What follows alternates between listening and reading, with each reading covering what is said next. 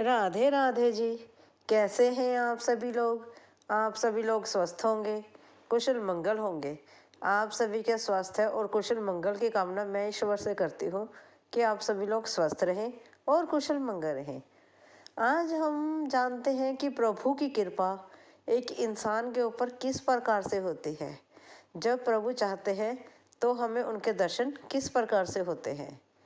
एक बार एक मंदिर में पंडित जी, जो वहाँ के ब्राह्मण होते हैं, वह पंडित जी भगवान की पूजा अर्चना करते हैं। उनकी आरती कर रहे होते हैं, पूजा अर्चना करते हैं, उनका श्रृंगार करते हैं, सब कुछ करते हैं। वहीं पर उसी मंदिर का एक सफाई कर्मचारी अपना कार्य कर रहा होता है। जब वह सफाई कर रहा होता है, ना पढ़े लिखे होने के कारण वह कृष्णा को कृष्णा कृष्णा कर कर जाप कर रहा होता है। कृष्णा कृष्णा कृष्णा, हरे कृष्णा, कृष्णा कृष्णा करता है और वह अपना कार्य करता जाता है। रोज ऐसा ही होता। एक दिन, 2 दिन, 3 दिन। एक दिन क्या होता है, पंडित जी का ध्यान अपने कार्य में कम और उस सफाई कर्मचारी में ज़्यादा था। वह देखते हैं कि वह व्यक्ति अपना कार्य तो कर रहा है, सफाई कर रहा है, साथ में कृष्णा कृष्णा कर रहा है, और पंडित जी उसके कृष्णा कृष्णा करने पर हंस पड़ते हैं और हंसते हैं कि ईश्वर का नाम तुम्हें लेना नहीं आता, इसे ईश्वर का नाम नहीं लेना आता। लेकिन पंडित जी अपना कार्य कर रहे हैं, वह व्यक्ति अपना कार्य करते हैं। कुछ दिन ऐसे ही चलता रहा। एक दिन क्या होता है, पंडित जी उस व्यक्ति से क्या बैठते हैं कि तुम्हें जब भगवान का नाम सिमरन नहीं करना आता तो तुम कृष्णा कृष्णा मत करो, तुम चुपचाप अपना कार्य करते रहो। लेकिन वह व्यक्ति परेशान होता है कि मैं तो भगवान का नाम ले रहा हूँ, मैं तो कृष्णा कृष्णा कर रहा हूँ, मैं तो किसी को कुछ नहीं कह रहा और अपना कार्य कर रहा हूँ। इस प्रकार से वह कार्य करता रहता है। पंडित जी क्या करते हैं, भगवान का पूजन करते हैं और वहाँ से चले जाते हैं। अगले दिन जब सुबह होती है, वह सफाई कर्मचारी पहले आ जाता है और पंडित जी थोड़ा कुछ क्षण के लिए देरी से आते हैं। और पंडित जी क्या देखते हैं कि वह व्यक्ति, वह सफाई कर्मचारी सफाई तो कर रहा है और साथ में उसके भगवान बैठे हैं। जब वह व्यक्ति सफाई करने के बाद थक जाता है, वह सीढ़ी पर बैठ जाता है और उसके पास ही कृष्णा भी आकर बैठ जाते हैं। और फिर जब पंडित जी कृष्णा को और सफाई कर्मचारी को साथ में बैठे देखते हैं, वह जोर से जाके कृष्णा के चरणों में गिर पड़ते हैं और कहते हैं, हे प्रभु, मैं तुम्हारी पूजा इतने सालों से कर रहा हूँ, मैं आपकी सेवा इतने सालों से कर रहा हूँ, आपका श्रृंगार इतने सालों से कर रहा हूँ, आप कभी मुझे मिलने तो नहीं आए। और यह व्यक्ति जो सफाई करता है और आपका नाम भी ढंग से नहीं लेता, आप उससे मिलने आ गए। तब भगवान देखो कितनी सुंदर जवाब देते हैं। वह कृष्णा इतना सुंदर जवाब, अद्भुत, आप सुनो। भगवान कहते हैं, हे ब्राह्मण, तुम जब मेरा श्रृंगार करते हो, श्रृंगार करने के साथ साथ तुम्हारा ध्यान श्रृंगार में कम और इसके गलत उच्चारण में ज़्यादा होता है। और हे ब्राह्मण, जब तुम मेरी आरती कर रहे होते हो, जब तुम मेरी पूजा कर रहे होते हो, तो तुम्हारा ध्यान पूजा में कम और तुम्हारा इस व्यक्ति में ध्यान कुछ ज़्यादा होता है। तब तुम बताओ, तुम्हारी पूजा अर्चना सच्ची है या इस व्यक्ति का नाम सिमरन करना सच्चा है? जो मैं हूँ, मैं भगवान, आप मुझे कहते हैं कि मैं भगवान हूँ, मैं भगवान नहीं हूँ, मैं आप लोगों द्वारा बनाया हुआ ईश्वर हूँ। और अगर आप मुझे भक्ति से पूजेंगे नहीं, भाव से पूजेंगे नहीं, तब मेरे मंदिर में कौन आएगा? और मैं तो भावना का भूखा हूँ। अगर आप मुझे भाव देते हैं, आप मुझे सम्मान और प्यार देते हैं, तभी तो मैं यहाँ पर मंदिर में रह रहा हूँ। और अगर यह कर्मचारी मुझे कृष्णा कृष्णा कहकर पुकार रहा था, उसमें इसकी भावना थी, जो सच्ची भावना थी, जिसने मुझे यहाँ पर खींच लिया है और मुझे इसके प्रेम के वश में होकर इसके पास आना पड़ा। इसीलिए कहते हैं कि भगवान जो है इंसान के वश में होते हैं। अगर भगवान चाहे तो इंसान के पास पल में आ सकता है, और अगर इंसान चाहे तो भगवान को नीचे ला सकता है। इसलिए भगवान से अगर प्रेम करो, सच्चा करो, भगवान से लगन लगाओ, सच्ची लगाओ। भगवान जी जो होते हैं वह भाव के भूखे होते हैं, वह आपका झूठ सोच नहीं देखते हैं। इससे परे ऊपर उठो, अपने झूठ सोच से परे होकर आप इंसान के रूप में आप ईश्वर को इस प्रकार से प्यार करो, इस प्रकार से उनसे प्रेम करो ईश्वर से, कि ईश्वर आपसे मिलने के लिए तड़प जाए, बेबस हो जाए वह आपसे मिलने के लिए। उसी को सच्चा प्रेम कहते हैं। और मेरे साथ प्रेम से बोले, राधे राधे, राधे राधे। अगर आपको यह छोटी सी प्यारी कथा अच्छी लगी हो, प्लीज़ लाइक और सब्सक्राइब ज़रूर करें। मुझे आपके सब्सक्राइबों की बहुत ज़रूरत है। कोशिश करें मुझे सब्सक्राइब करें। धन्यवाद जी। राधे राधे जी। कैसे हैं आप सभी लोग? आप सभी लोग स्वस्थ होंगे, कुशल मंगल होंगे। आप सभी के स्वास्थ्य और कुशल मंगल की कामना मैं ईश्वर से करती हूँ कि आप सभी लोग स्वस्थ रहें और कुशल मंगल रहें। आज हम बात करते हैं एकादशी की। एकादशी में चावल क्यों नहीं खाए जाते और जगन्नाथपुरी में चावल क्यों खाए जाते हैं, आज चलो हम इसी बात पर चर्चा कर लेते हैं। जैसे कि आप जानते हैं, माता एकादशी ने जगन्नाथपुरी भगवान जी का प्रसाद का अनादर किया था। उन्होंने कहा था कि मुझसे बड़ा मेरा प्रसाद है। जो इंसान मेरे प्रसाद का अनादर करेगा वह मेरे आशीर्वाद का भागीदार नहीं होगा। एकादशी माता ने भगवान जगन्नाथपुरी जी का प्रसाद का अनादर कर दिया था। तभी उन्होंने भगवान विष्णु जी ने, जो जगन्नाथ जी का जगन्नाथ जी जो है भगवान विष्णु जी एक ही है, वह उन्हीं के ही रूप हैं, तो उन्होंने एकादशी माता को उल्टा कर कर लटका दिया था। तो इस प्रकार से जो माता एकादशी है आज भी जगन्नाथपुरी में उल्टी ही लटकी हुई है। और अब हम बात करते हैं एकादशी वाले दिन चावल जगन्नाथपुरी में क्यों खाए जाते हैं। एक बार भगवान जगन्नाथ जी जगन्नाथपुरी में गए और वहाँ पर उन्होंने भूख लगने का एक बहाना बनाकर कहा कि मुझे भूख लगी है। तो वहाँ पर उन्हें खिचड़ी खाने को दी गई, और जब उन्होंने वह खिचड़ी खाई तो वह उस खिचड़ी को खाने से बहुत प्रसन्न हुए। तब उन्होंने कहा कि मैं हर साल यहाँ पर खिचड़ी खाने के लिए आऊँगा। इसलिए जगन्नाथ जी की खिचड़ी जो है मन पसंद उनका यह प्रसाद है। जगन्नाथ जी खिचड़ी को बहुत ही पसंद करते हैं। और आगे हम बात करते हैं कि काशी पर चावल क्यों नहीं खाए जाते और जगन्नाथपुरी में प्रसाद क्यों खाए जाते हैं। एक बार ब्रह्मा जी जगन्नाथपुरी में पहुँचे। वहाँ पर कुछ भंडारण वितरित होकर हटा था और ब्रह्मा जी वहाँ उस भंडारे में शामिल होना चाहते थे, उस प्रसाद में, जगन्नाथपुरी जी के प्रसाद में शामिल होना चाहते थे, क्योंकि उन्होंने जगन्नाथपुरी जी के प्रसाद के बारे में बहुत ही चर्चाएं सुनी थी।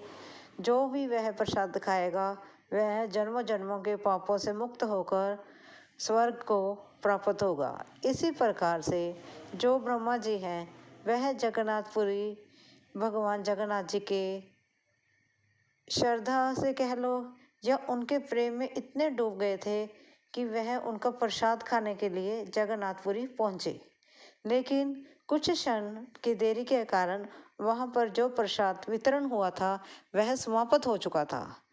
जब ब्रह्मा जी ने देखा कि सारा प्रसाद तो समाप्त हो चुका है, तब उन्होंने क्या देखा? उन्होंने देखा वहाँ पर जमीन पे बहुत सारे पत्तल गिरे पड़े हैं, जो कि जिसमें से एक पत्तल में कुछ थोड़े से चावल जो हैं वो लगे हुए थे, और उसको एक कुत्ता बड़े ही प्रेम के साथ चाट चाट के खा रहा था। ब्रह्मा जी ने उस कुत्ते को उस पत्तल को चाटते हुए देखा जिसमें कुछ चावल थे, और तब ब्रह्मा जी को यह भगवान प्रेम वश में इतने ज़्यादा डूब गए थे कि उन्हें ये भी ज्ञात नहीं रहा कि वह एक कुत्ता पत्तल को चाट रहा है। उन्होंने अपनी सारी शुद्ध बुद्ध खो दी थी। तब उन्होंने क्या किया, उस कुत्ते के साथ बैठकर उस पत्तल से भोजन ग्रहण किया। उस पत्तल में जो चावल थे वह ब्रह्मा जी ने उस कुत्ते के साथ बांटकर उसी पत्तल में से खाए। जिस दृश्य को देखकर जगन्नाथपुरी जी बहुत प्रसन्न हुए और उन्होंने वहां पर आकर दर्शन दिए और कहा, समस्त दुनिया में एकादशी वाले दिन कहीं भी चावल नहीं खाए जाएंगे और जगन्नाथपुरी में इस चीज़ को वर्जित नहीं माना जाएगा। यहाँ पर एकादशी वाले दिन चावल का ही प्रसाद लगेगा। यहाँ पर एकादशी हो या ना हो, तो यहाँ पर चावल खिचड़ी सब कुछ बनेगा। जिस मर्जी चीज़ का प्रसाद लगाओ उस चीज़ का प्रसाद लगेगा। और ये नहीं है कि एकादशी वाले दिन यहाँ पर चावल नहीं बनेंगे। ऐसा उन्होंने अपने भक्त भाव में उन्होंने आशीर्वाद दिया। और कुदरती उस दिन, जिस दिन वह प्रसाद वितरण हुआ था, वह चावल वितरण हुए थे, उस दिन एकादशी का ही दिन था। इसीलिए भगवान जो है जगन्नाथ जी ने यही आशीर्वाद दिया, एकादशी वाले दिन जगन्नाथपुरी में चावलों का प्रसाद जो है वितरण हो सकता है। उसी दिन से जगन्नाथपुरी में पूरी श्रद्धा भावना के साथ एकादशी को, अपराकाशी हो, कोई मर्जी काशी हो, उस दिन चावलों का प्रसाद लगता है और कोई भी उसमें रुकावट नहीं है कि वहाँ पर जो चावल है नहीं खाए जाते। हर वहाँ पर चावल खा सकते हैं, लेकिन बाकी जगहों पर, बाकी संसार में चावल खाना एकादशी को मनाही है। कहते हैं कि जो चावल खाएगा उसे अगले जन्म में रेंगते हुए कीड़े का जन्म मिलता है। या कुछ लोग ऐसे भी कहते हैं कि जितने हम चावल खाते हैं उतने ही हम कीड़े खाते हैं। इसलिए वाकई संसार में काशी वाले दिन चावल खाने की मनाही है, लेकिन जगन्नाथपुरी में पूरी श्रद्धा भावना के साथ खिचड़ी का प्रसाद लगता है, क्योंकि वह जगन्नाथ भगवान जी को बहुत अति प्रिय है। और वह पूरे चाव से वहाँ लोग खिचड़ी का प्रसाद लगवाते हैं और पूरे चाव के साथ इसका वितरण किया जाता है और लोग श्रद्धा भावना के साथ प्रसाद ग्रहण करते हैं।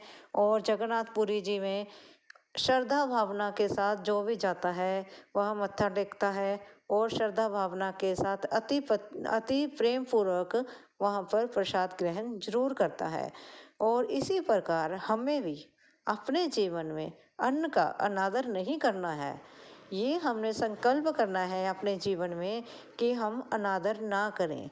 जैसे देखो भगवान विष्णु जी हैं और भगवान ब्रह्मा जी हैं।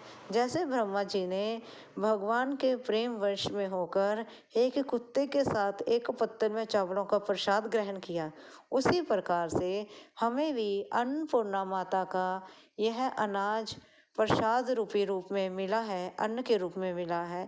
ये हमें अन्नपूर्णा माता का प्रसाद है, जिसे कि हमें अनादर नहीं करना है। भोजन उतना पकाएं जितनी ज़रूरत हो, उसका अनादर ना करें। अगर आपके पास किसी कारणवश भोजन बच गया है तो कहीं अपने आसपास में जहाँ भी आपको ऐसे लगे कि किसी को भोजन की ज़रूरत है, कृपया वह भोजन उसे ज़रूर दे दें। उसको वेस्ट मत करें, भोजन का अनादर ना करें।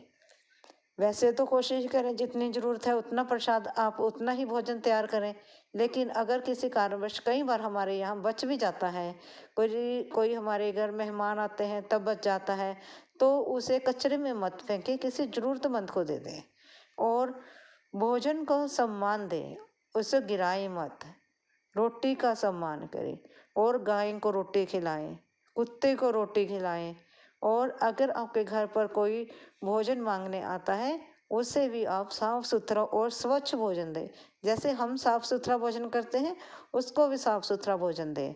बस अपने छोटे जीवन में छोटी छोटी बातों का अगर हम ध्यान रखेंगे, तो हमारा यह संसार, हमारा आसपास और हमारा जीवन और बिल्कुल स्वच्छ और संयम से बन जाएगा, जिसे हम बहुत ही आनंदपूर्वक जिएंगे। हम देखेंगे इतनी छोटी छोटी बातों का ध्यान रखने से ही हमारे जीवन के सारे कष्ट दूर हो जाते हैं और हमारा जीवन भी बिल्कुल साधारण बन जाता है। अगर वीडियो अच्छी लगी हो, प्लीज़ लाइक और सब्सक्राइब जरूर करें।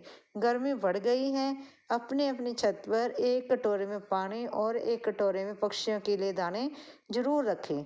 इतना सा काम करें, पुण्य के भागीदार बने। आपको वीडियो अच्छी लगी हो, प्लीज़ लाइक और सब्सक्राइब जरूर करें। थैंक यू जी। राधे राधे जी। कैसे हैं आप सभी लोग? आप सभी लोग स्वस्थ होंगे, कुशल मंगल होंगे। आप सभी के स्वास्थ्य और कुशल मंगल की कामना मैं ईश्वर से करती हूँ कि आप सभी लोग स्वस्थ रहें और कुशल मंगल रहें। आज हम बात करते हैं देवशयनी काशी की। देवशयनी काशी, देवशयनी मैंने देवताओं की।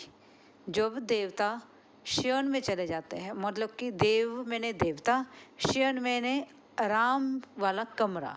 जब भगवान जी अपने आराम में चले जाते हैं, उसे देवशयनी काशी, काशी तो काशी है ही है, तो उसे काशी कहा जाता है। यह 17 तारीख बुधवार को है। यह आषाढ़ की देवकाशनी है और जो देव उठनी काशी होगी वो मक्षर में होगी। और तब भगवान जी अपने अपने शयन कक्ष से बाहर आ जाते हैं। इसलिए देवशयनी काशी जो 17 तारीख को है, वह एक पवित्र दिन माना जाता है, जो कि विष्णु जी के निमित्त होता है। देखा जाए तो एक महीने में 2 काशियाँ आती हैं, ठीक है ना जी। और ये 2 काशियाँ एक महीने में क्यों आती हैं? क्योंकि हमारी पृथ्वी 28 दिनों में अपना चक्कर पूरा करती है, इसलिए एक महीने में 2 काशियाँ होती हैं। और जो निर्जला काशी होती है, जेठ के महीने में आती है, उसको सबसे बड़ी काशी माना जाता है। काशी एक पवित्र त्यौहार है। यह विष्णु जी का त्यौहार है। यह विष्णु जी के लिए ही मनाया जाता है। इस दिन विष्णु जी की पूजा की जाती है और लोग भगवान विष्णु जी की इस दिन आराधना करते हैं। सुबह नहा धोकर स्वच्छ कपड़े पहनकर लोग पीले रंग का आसन बिछाकर भगवान विष्णु जी की पूजा करते हैं। और जो ये काशी है, इस दिन चावल नहीं खाए जाते हैं, क्योंकि इस दिन विष्णु जी ने काशी को श्रापित किया था कि काशी वाले दिन कहीं भी चावलों का मतलब चावलों का प्रसाद नहीं लगेगा या चावल नहीं खाए जाएंगे। सिर्फ जगन्नाथपुरी में ही काशी वाले दिन चावलों का प्रसाद लगता है, क्योंकि वहाँ भगवान जगन्नाथ जी ने स्वयं काशी वाले दिन चावलों को ग्रहण किया था। और उनके भक्ति भाव को देखकर भगवान जो विष्णु जी हैं, वह भाव भी उठे थे और उन्होंने जगन्नाथपुरी में काशी वाले दिन चावलों का प्रसाद लगाने की अनुमति दी थी। और बाकी संसार में कहीं भी चावल नहीं बनाए जाते हैं। काशी वाले दिन चावल ना खाकर जो उसके अगला दिन होता है, द्वादशी का दिन, उस दिन चावलों का खाना अच्छा माना जाता है। कहते हैं कि जो लोग व्रत रखते हैं काशी का, और वह लोग द्वादशी वाले दिन अगर चावल खाते हैं, वह अति शुभ होता है। इसलिए हमें कोशिश करना चाहिए, जो पुरानी परंपराएं हैं उनको हम साथ लेकर चलें। लेकिन भगवान तो वैसे भी भाव के भूखे होते हैं। मैं ये नहीं कहते कि आप अंधविश्वास में विश्वास करो, लेकिन फिर भी हमारी जो पुरानी परंपराएं हैं, जो पुराने रीति रिवाज हैं, वह किसी कारण से तो बने हैं ना। इसलिए हमें भी उनको फॉलो करते हुए काशी वाले दिन चावल नहीं खाने चाहिए। इस चीज़ का आप ध्यान रखें कि काशी वाले दिन आप चावल ना खाएं। और कोशिश करें कि उस दिन आप भगवान विष्णु की पूजा करें और यह दिन वैसे भी भगवान विष्णु के निमित्त ही बनाया जाता है। इस दिन अन्न ग्रहण नहीं किया जाता। जिन लोगों का व्रत होता है एकादशी का, वह अन्न ग्रहण नहीं करते हैं, वह फलाहार खाते हैं, जैसे कि कट्टू का आटा, फल, ये इन सभी चीज़ों का वह ग्रहण करते हैं। और आपको काशी के बारे में हम क्या बताएं। काशी तो आप जानते हैं महीने में 2 आती हैं। निर्जला काशी सबसे बड़ी काशी मानी जाती है। उसी प्रकार से पूरे साल में 24 काशियाँ हुई। कुछ लोग तो 24 के 24 काशियों का व्रत रखते हैं, लेकिन माना जाता है अगर लोग काशी का व्रत नहीं रख पाते हैं तो वह साल की जो सबसे बड़ी काशी होती है, निर्जला काशी होती है, उसका व्रत रखें, सबसे उत्तम है। तो वह सारी काशियों के बराबर माना जाता है। इसलिए हमें अपने रीति रिवाजों का ध्यान रखना चाहिए और कोशिश करें कि उनको फॉलो करें हम, और काशी वाले दिन चावल ना खाएं। बाकी भगवान जो, चाहे विष्णु भगवान जी हैं, चाहे भोले शंकर जी हैं, चाहे माँ दुर्गे हैं, हर भगवान जो हैं अपने भक्त के प्रति प्रेम के भूखे होते हैं, भाव के भूखे होते हैं। जहाँ श्रद्धा देखते हैं वहीं के भगवान हो जाते हैं। इसलिए भगवान के प्रति श्रद्धा प्रेम रखें, अंधविश्वास में ना पड़ें और भगवान को पूरे निष्ठा के साथ, पूरे प्रेम के साथ आप भगवान को सम्मान दें, प्रेम दें और प्रेम भी करें और उनसे मोह करें। जब आप अपने सच्चे मन से भगवान के प्रति समर्पण होंगे तो भगवान ने तो अपने आप ही खुश हो जाना है, चाहे आप व्रत करो या ना करो।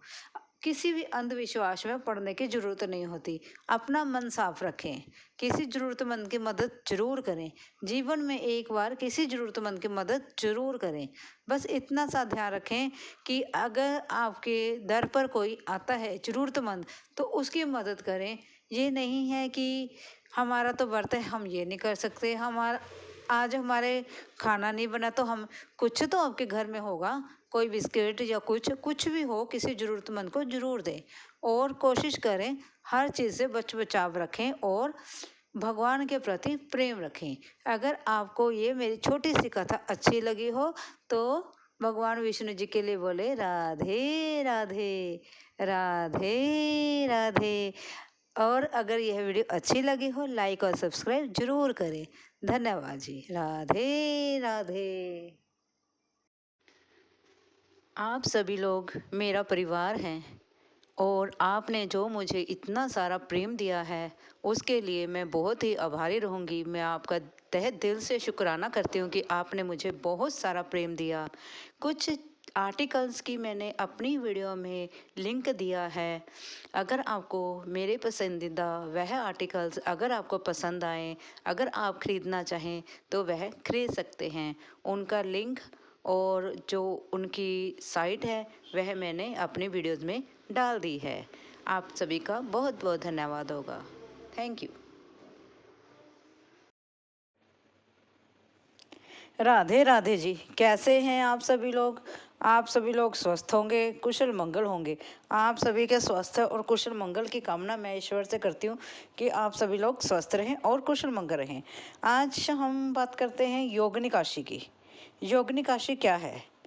योगिनी काशी में व्रत किया जाता है, भगवान विष्णु की पूजन की जाती है और योगिनी काशी आषाढ़ की कृष्ण पक्ष में जो काशी आती है उसको योगिनी काशी कहा जाता है।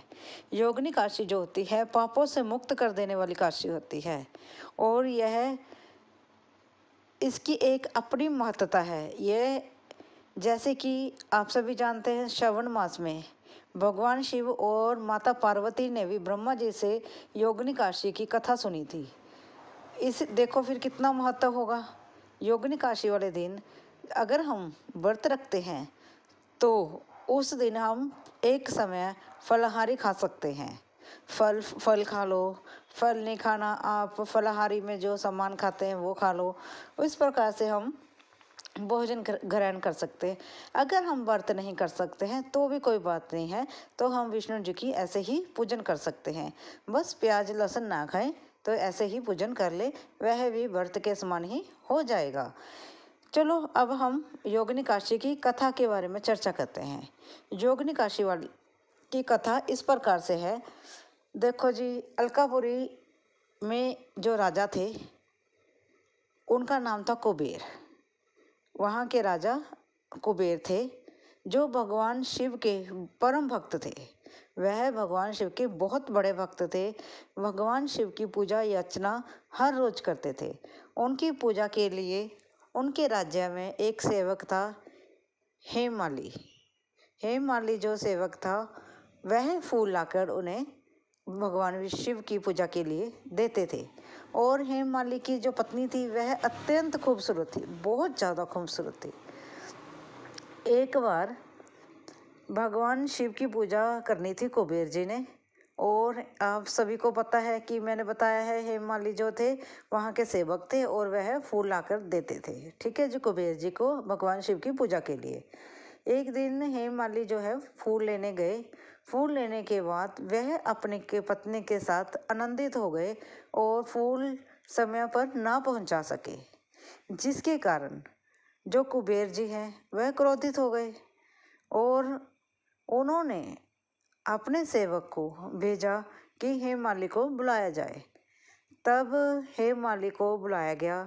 जो हेममाली हैं वह डरते डरते राज्य में आए और उन्होंने कुबेर जी से क्षमा याचना की कि मैं भगवान शिव के लिए फूल समय पर नहीं पहुंचा सका। लेकिन कुबेर जी जो थे, भगवान कुबेर जो थे, वह इतने ज़्यादा क्रोधित थे कि उन्होंने हेममाली की कोई बात नहीं सुनी। उन्होंने ये नहीं सोचा कि हेममाली जो है हर रोज़ फूल लाकर देता है, अगर क्या हुआ अगर वह एक दिन समय पर नहीं पहुंच पाया। चलो जी, फिर कुबेर जी ने क्या किया, कुबेर जी ने अपना गुस्सा हेममाली पर तारा और उन्हें श्राप दिया और कहा कि तुम अपनी पत्नी के साथ आनंदित हुए हो और भगवान शिव की आपने अनादर किया है, उनकी आपने उनकी इज्जत नहीं की, उनकी पूजा के लिए आप फूल नहीं पहुंचा सके, इसलिए मैं आपको श्राप देता हूँ कि आप अपनी पत्नी के वियोग में तड़पोगे और आप पृथ्वी पर कोबरे का जन्म लोगे। जब कुबेर जी ने ये श्राप हेममाली को दिया, वह स्वर्ग से सीधा ही पृथ्वी पर जा गिरे और उनकी पत्नी भी उनसे दूर हो गई। और इस प्रकार से कुबेर जी पृथ्वी पर कोबरा के रूप में हेममाली जो है पृथ्वी पर पहुंच गए, स्वर्ग से सीधा पृथ्वी पर पहुंच गए। वह इधर उधर भटक रहे थे। कोबरा जी कोबरे का जन्म लेने के बाद जो हेममाली है वह इधर उधर भटक रहा था क्योंकि उसने पाप किया।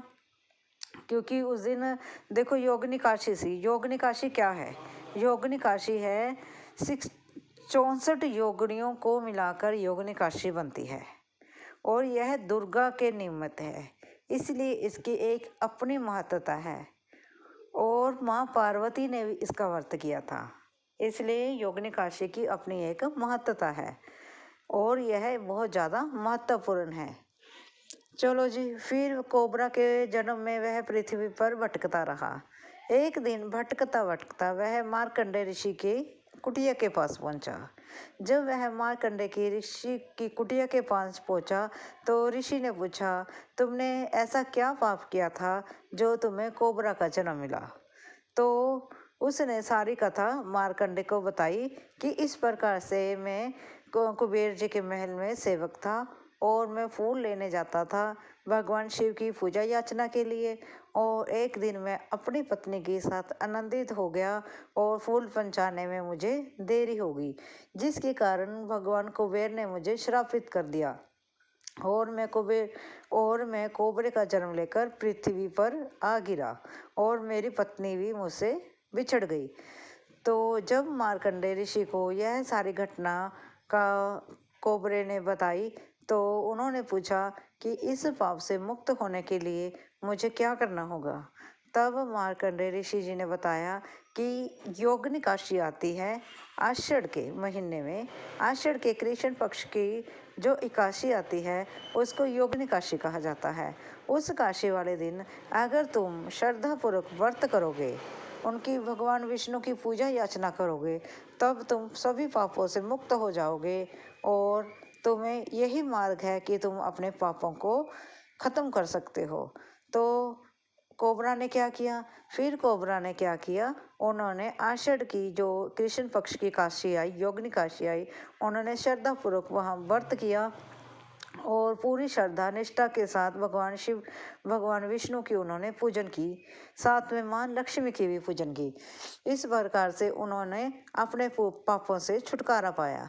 इस प्रकार से जब भगवान शिव जो हैं उसकी इस पूजा से प्रसन्न हुए, भगवान विष्णु और भगवान शिव ने और ब्रह्मा जी ने, सभी भगवान जो है त्रिदेव हैं, जो कोबरे की इस पूजा से प्रसन्न हुए, तब भगवान शिव ने उन्हें वरदान दिया और उन्हें सभी पापों से मुक्त कर दिया और वह अपने सभी पापों से मुक्त होकर उनको अपनी पत्नी द्वारा से मिली और वह जीवन सुखमय उनका हो गया। इस कथा से हमें क्या मिलता है सीखने को? इस कथा से हमें यह सीखने को मिलता है कि हम अगर कोई जिम्मेवारी लेते हैं उसे पूरी निष्ठा के साथ पालन करना चाहिए। अगर हम व्रत का पालन करते हैं, अगर हम अपने जीवन में व्रत करते हैं तो उसका पूरी निष्ठा के साथ पालन करना चाहिए। विधि विधान से व्रत करो। अगर हम नहीं कर सकते तो ना करो, कोई बात नहीं है। भगवान जी ये नहीं कहते कि आप व्रत करो, वह कहते हैं बस आप मेरे प्रति श्रद्धा रखो, भावना रखो। वह ये नहीं कहते कि आप अपने शरीर को कष्ट दो और व्रत करो। बस भगवान जी के लिए श्रद्धा भावना होनी चाहिए, मन सच्चा होना चाहिए। अगर हम व्रत करते हैं तो हमें अब उसके लिए, व्रत के लिए जो है पूरी पालना करनी होगी, स्वच्छ रहना होगा। इसलिए हमें इस कहानी से यही सीख लेनी चाहिए, अगर हम कोई काम, कोई पूजन करते हैं तो पूरी निष्ठा से और सफाई से और शुद्धता से करें। भगवान के प्रति पूरी श्रद्धा रखें। आपको अगर मेरी ये शॉर्ट में ये छोटी सी कहानी योगिनी काशी की अच्छी लगी हो, प्लीज़ लाइक और सब्सक्राइब जरूर करें। थैंक यू जी।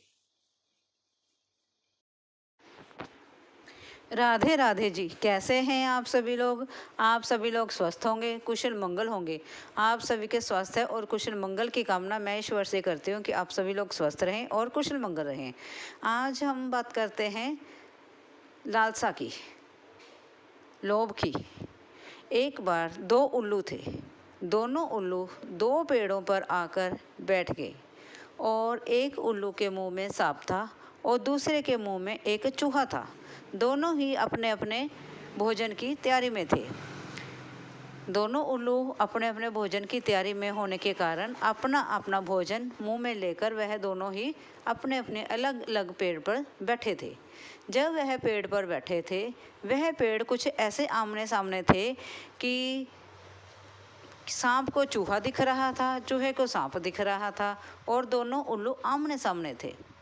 जब वह आमने सामने उल्लू दो पेड़ों पर बैठे थे, तब चूहे ने जब दूसरे उल्लू के मुंह में चूहे को देखा, उसने देखा कि सामने वाले उल्लू के मुंह में एक चूहा है। तब सांप ने देखा कि वह चूहा मेरा शिकार बनेगा, अब उस चूहे को मैं खा जाऊंगा, वह मेरा भोजन बनेगा। वह ये भूल गया कि मैं तो खुद मृत्यु के मुंह में हूँ। वह ये सब भूलकर अपने जीव की लालसा में उसे ये नहीं आ रहा कि मैं खुद भी एक उल्लू के मुंह में हूँ, मैं भी मौत के मुंह में हूँ। उसे ये भय नहीं रहा और वह चूहे को प्राप्त कर लेना चाहता था। और दूसरी तरफ जो चूहा था वह डर रहा था कि मैं तो देखो यहाँ उल्लू के मुंह में हूँ, यहाँ भी मैं तो मौत के साए में हूँ और सामने तो मेरे सांप है, वहाँ भी मैं मौत के साए में हूँ। तो सांप तो मुझे अब छोड़ेगा नहीं, वे तो मुझे जरूर निगल ही लेगा। इस प्रकार से वह डर रहा था और डर कर उसने अपनी आंखें बंद कर ली थी। और फिर जैसे उसने अपनी आंखें बंद करी तो ऐसा नहीं कि हम किसी परिस्थिति में जब अपनी आंखें बंद कर लेते हैं या डर के अंदर दुबक जाते हैं, वह परिस्थिति टल नहीं जाती। उस परिस्थिति का हमें डटकर सामना करना होगा और हमें उस परिस्थिति का सामना करते हुए उस परिस्थिति से निकलने के लिए कोई ना कोई मार्ग ढूंढना होगा। इसी प्रकार से हम मनुष्यों का जीवन है। जैसे हम कहीं भी किसी भी प्रकार से हम हैं तो मौत के ही मुंह में, हम अपने अपने उसमें चले जा रहे हैं। हम आगे भी खाई, पीछे भी खाई, जहाँ भी जाएंगे है तो मौत ही साए में जी रहे हैं। खाना खाते हैं वह भी जहरीला, पानी पीते हैं वह भी जहरीला, और सड़क पर चलते हैं वहाँ भी ट्रैफिक है। तो हमें कुछ नहीं पता कि हम घर से एक बार निकल रहे हैं तो दोबारा घर पर आना है या नहीं आना है। इसलिए संयम से रहें, प्रेम से रहें, परिवार में प्रेम से रहो, बच्चों से प्रेम करो, घर में लड़ाई झगड़ा ना करो, क्योंकि हमें नहीं पता कि हम किस समय हम मौत के आहोश में आ जाएं, और हमें नहीं पता हमारे साथ किस पल क्या हो जाए। इसलिए हमारी स्थिति भी उसी प्रकार से है जैसे चूहे की और सांप की थी। देखा जाए सांप भी को भी यह नहीं था, वह चूहे को तो देख के खुश हो रहा है कि वह मेरा भोजन बनेगा, लेकिन उसे ये नहीं पता कि मैं भी उल्लू के ही मुंह में हूँ। पर क्या पता चूहे को खाने से पहले उल्लू मुझे निगल जाए, वो ये भूल गया।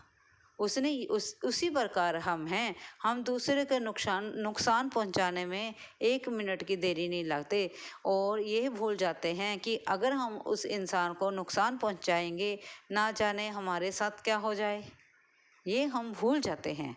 इसी प्रकार से हमें किसी दूसरे इंसान के लिए बुरा मत सोचो, बुरा मत करो। जब हम किसी के लिए बुरा नहीं सोचेंगे, किसी के लिए बुरा करेंगे नहीं, तो भगवान के घर में तो हमारे लिए पाप नहीं होगा और हम पापों से मुक्त हो जाएंगे। इस प्रकार से हमें ईश्वर की प्राप्ति हो सकती है, और हमें ईश्वर की अगर प्राप्ति चाहिए तो हमें अच्छे कर्म करने होंगे, अपने जीवन में अच्छे कार्य करने होंगे। कोशिश करें जीवन में किसी ज़रूरतमंद की मदद ज़रूर करें। ये नहीं है कि मैं ये नहीं कहती आप जगराते में कहीं गए हैं या मंदिर में कहीं जगराता है कि आप वहाँ पर्ची ना कटाएं। आपकी श्रद्धा है, आप कटाओ, आपका दिल करता है जो मर्जी दान दो, लेकिन किसी ज़रूरतमंद की घर में अगर आपके 1 रुपये से 10 रुपये से किसी ज़रूरतमंद के घर में अगर चूल्हा जल जाता है, उसके बच्चों को एक समय का खाना अगर मिल जाता है, उससे अच्छा पुण्य का काम क्या होगा? बताइए ज़रा, सोचो जरा आप, उससे अच्छा पुण्य काम हो सकता है? तुम्हारे द्वारा, हमारे द्वारा दी हुई किताबों से पढ़कर अगर कोई बच्चा कल को डॉक्टर, कोई वकील या इंजीनियर या अध्यापक बन जाता है, उससे अच्छा क्या होगा? इसलिए कुछ ऐसे कार्य करें जिसके लिए किसी ज़रूरतमंद के लिए हमेशा के लिए ही उसकी रोटी का जुगाड़ बन जाए। उनकी अगर हमें दिखता है, अगर हमें लगता है कोई बच्चा पढ़ने में अच्छा है लेकिन उसके पास गुंजाइश नहीं है, तो उसकी मदद ज़रूर करें। कुछ ना कुछ मदद हम कर सकते हैं, खुद नहीं कर सकते तो किसी संस्था के द्वारा करा सकते हैं। आजकल तो बहुत सी ऐसी संस्थाएं हैं जो दूसरों को साथ लेकर चलती हैं। इसलिए किसी न किसी की मदद अपने जीवन में ज़रूर करें, और साथ में बोले राधे राधे। अगर आपको वीडियो अच्छी लगी हो, लाइक और सब्सक्राइब जरूर करें। धन्यवाद। राधे राधे जी, कैसे हैं आप सभी लोग? आप सभी लोग स्वस्थ होंगे, कुशल मंगल होंगे। आप सभी के स्वास्थ्य और कुशल मंगल की कामना मैं ईश्वर से करती हूँ कि आप सभी लोग स्वस्थ रहें और कुशल मंगल रहें। आज हम बात करते हैं दोस्ती की। एक हाथी और एक जो बकरी थी, वो दोनों ही आपस में अच्छे मित्र थे। जब दोनों मित्र थे, दोनों साथ में खाते, साथ में पीते और साथ में ही टहलने जाते। वे मित्र कैसे बने, पहले हम ये जान लेते हैं। एक बार एक पुल के पार हाथी और दूसरे के पार जो बकरी खड़ी थी, वह बकरी जो है वह पार ना कर पाई, क्योंकि वह जो खाई थी, वो जो पुल था वह थोड़ा गहरा था। तब उस हाथी ने अपने सूंड के जरिए उस बकरी को दूसरी तरफ लाया और उसे सुरक्षित रखा। इसके कारण वह दोनों दोस्त बन गए। वह इतने पक्के दोस्त हो गए कि दोनों इकट्ठे ही खेलने लगे, इकट्ठे खाने लगे, जहाँ भी जाते, जो भी करते, जो भोजन ढूंढते, इकट्ठे ही ढूंढते, और अपना दुख सुख भी दोनों एक दूसरे के साझा करने लगे। एक बार वह दोनों चल दिए। चलते चलते उन्होंने क्या किया, आपस में एक दूसरे के साथ सलाह मशवरा किया कि हम भोजन ढूंढेंगे, जिस किसी को भी भोजन मिल जाएगा वह दूसरे को बता देगा। एक बार बकरी ने देखा एक पेड़ पर बहुत सी जामुनें लटक रही हैं। बकरी ने जामुनें देखकर उसने जल्दी से हाथी को ये बात बतानी उचित समझी। फिर हाथी को उसने जब बताया कि उस जगह पर पेड़ पर बहुत सी जामुनें लटकी हुई हैं, चलो हम अपना भोजन बनाते हैं। तब वह हाथी बकरी के साथ जामुन के पेड़ के पास गया और उसने जोर जोर की अपनी सूंड के साथ उस पेड़ के टहनी को हिलाना शुरू किया, जिसके कारण बहुत से जामुन जो है जमीन पर गिर गई और दोनों ने खूब मज़े से पेट भर भोजन किया। दोनों ने क्या किया, युक्ति लड़ाई ही दोनों ही पेड़ के नीचे अपना घर बनाकर रहने लगे। मतलब कि दोनों ने पेड़ के नीचे अपनी दोस्ती कर ली और पेड़ के नीचे ही उन्होंने रहना शुरू कर दिया। क्यों? क्योंकि वह पेड़ पे बहुत सी जामुनें लगी थी और दोनों खाते, मज़े करते और मस्ती में इधर उधर घूमने जाते, इकट्ठे जाते। इस प्रकार से वह पक्के दोस्त हो गए। इस कहानी से हमें क्या शिक्षा मिलती है? इस कहानी से हमें यह शिक्षा मिलती है कि जीवन में एक अच्छा दोस्त जरूरी है।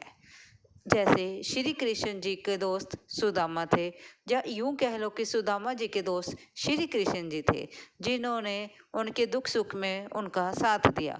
उसी प्रकार हमें भी अपने जीवन में एक ऐसा मित्र जरूर बनाना चाहिए जिसका कभी हम सहारा बने और कभी वो हमारा सहारा बने। इस प्रकार से जीवन में दोस्ती अत्यंत महत्वपूर्ण है, लेकिन दोस्त ऐसा होना चाहिए जिस पर हम अटूट विश्वास कर सकें, जो हमारे साए की तरह रहे, साए की तरह हो, जो हमारा साथ दुख और सुख में ना छोड़े। जीवन में दोस्ती के बिना और कुछ नहीं है। एक सच्चा मित्र, एक सच्ची दोस्ती इस जीवन में, इस दुनिया में सबसे अद्भुत है। जैसे राधा और कृष्ण जी की दोस्ती, राधा जी और कृष्ण जी भी तो एक अच्छे दोस्त थे। उसी प्रकार सुदामा जी और कृष्ण जी अच्छे दोस्त थे। ठीक है ना जी? इसलिए जीवन में एक मित्र जरूर होना चाहिए। मित्र की जरूरत हमें जीवन में हर मार्ग पर, हर रास्ते में पड़ती है। इसलिए अपने जीवन में एक अच्छा मित्र जरूर बनाएं, जिसकी कभी तुम्हारे को और उसको अगर ज़रूरत हो तो आप बिना हिचकिचाहट से उससे मदद मांग भी सकते हैं और उसकी मदद कर भी सकते हैं। क्या आपके पास भी कोई अच्छा मित्र है? अगर है प्लीज़ कमेंट जरूर करें। मैं चाहती हूँ कि हम अपने जीवन में राधा कृष्ण जी की तरह या सुदामा और कृष्ण की तरह मित्र एक जरूर बनाए। परमात्मा करे हम सभी को एक अच्छा और सच्चा मित्र जीवन में जरूर मिले। अगर आपको ये छोटी सी कथा से कुछ मित्रता के लिए या कुछ अपनेपन की कुछ अच्छी खबर, अच्छा कुछ ज्ञान प्राप्त हुआ हो तो प्लीज़ लाइक और सब्सक्राइब जरूर करें। धन्यवाद जी। नमः शिवाय, शिव जी सदा सहाय।